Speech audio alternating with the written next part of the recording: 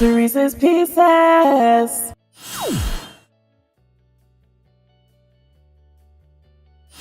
Hey guys, and welcome to another one of Saturday's Sirese's Pieces. I'm so excited to be here with you guys today. We are in episode 19, Soul Searching. This is a bit of a deep one, so bear with me, but I'm gonna go really fast because again, this is just the condensed visual message of Percia's podcast. So make sure you check that out. It's available on iTunes, and I go really deep in this one. So if you're driving in your car, cleaning, cooking, working, you can plug in your headphones, listen to Percia's podcast. But here I'm going to give it to you quick and to the point. We are talking about soul searching. I hope you guys are having a wonderful weekend so far. So let's dive in. Soul searching is just such a monumental thing. It's so imperative that you take the time to search your soul. I've been reading this book called Crossroads by one of the best Christian selling authors, William P. Young, and it is amazing. And one of the visuals that he gives in the book is looking at your soul as a garden. And my pastor talks about how the soul houses the will, mind, and emotions. And these are three things that really dictate the choices that you make today. So I have a couple of questions that I want you to begin to ask yourself to be able to soul search. And again, I know that many times these are tough questions, but you've gotta ask the tough questions and give the honest answers so that you can see actual progress in your life. Okay, so question number one is, what are the seeds in your garden? Okay, again, we're looking at the soul like a garden. So I'm asking, if we were to stand here and look at your soul right now, and we were to look at it as if it were a garden, and I see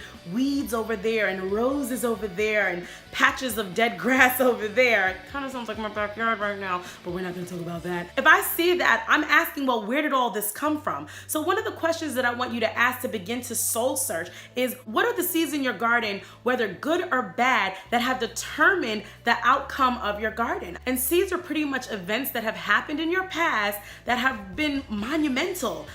They have really reshaped your thinking, your desire, and your feelings for the things that you're doing today. And many times we are not taking the time to stop and search those things, or even get healing from some of the things. Some great things could have happened in your life that have just produced roses and gorgeous bushes and landscaping and ponds, but some things have produced thorns and snakes and vipers within the garden. And I really want you to begin to stop and say, what are some of the seeds that I'm either not addressing or trying to avoid, but they're here and they have really shaped who I've become today. Moving into question number two, what is the actual state of your habitat? You know, what does your garden look like? If I were to look at your garden right now, is it gorgeous? You know, is Jesus roaming the garden, or is he in there, but you've got some gates blocked up of places that he can't go in?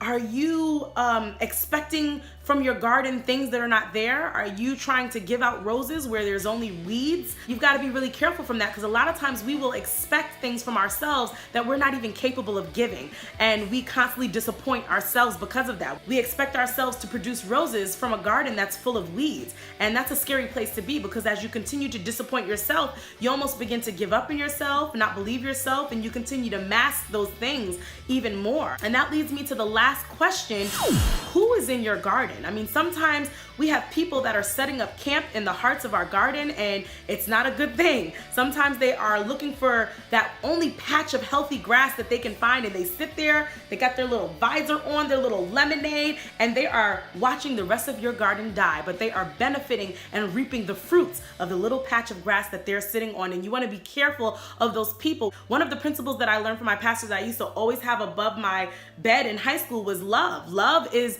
to benefit someone else at the expense of yourself, and lust is just the opposite, to benefit yourself at the expense of someone else. And sometimes we have people in our garden that are there simply to benefit themselves. And it doesn't mean that they're necessarily doing it maliciously, but sometimes their own gardens are so dead and so dry that they're desperate for any other bountiful garden that they can get their hands on. So they find somewhere in you, and you've got, you know, a lot of work to be done, but they go in there and they just set up shop, and they're not even watering anything. But then you have those people who truly love you, and they are there, and even though they are not benefiting from some of the fruit that you have, because they see maybe you don't have a lot to offer, they're there and they're tending tending to it. Even as they get bit and stung and hit and whatever by the thorns, they are tending to it, and they're not God. So they can't fully replenish your garden, but they can begin to plant some good seeds, and they can begin to benefit you at the expense of them, kind of sweating and doing the work. And you want to be careful of who is setting up camp in your garden. So I really want you to take the time to soul search and ask yourself those questions. What are the seeds in your garden? What does it look like now? And who's there? And what are they doing if they're there? Some of you have to get some people out of that garden so that you can begin to have a garden that is overflowing, and only God really can come in. Even if you just give him a little space in your garden, he will come in and he will take that space. Some people are scared to give him the whole thing, so they say, okay, God, you can come in. And he'll come in, he'll begin to replenish it, and he'll give you a peace and power like never before. And all you'll want him to do is expand, and eventually you'll want him to take dominion of that garden, because in that garden, he will have a peace in there and just rivers overflowing in there that no one else could do for you. And he will boot out the people that shouldn't be there and bring in some people that should be there. He'll boot out those bad seeds and replant some good seeds. And Jesus is where you want it, because seasons are going to come and go.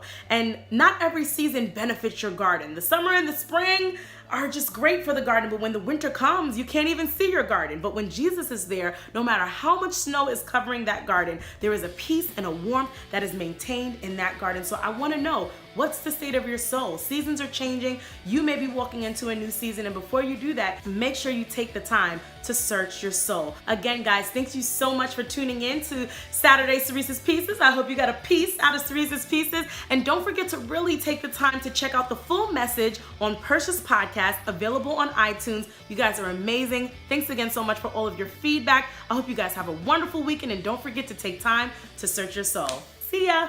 It's Percia Production.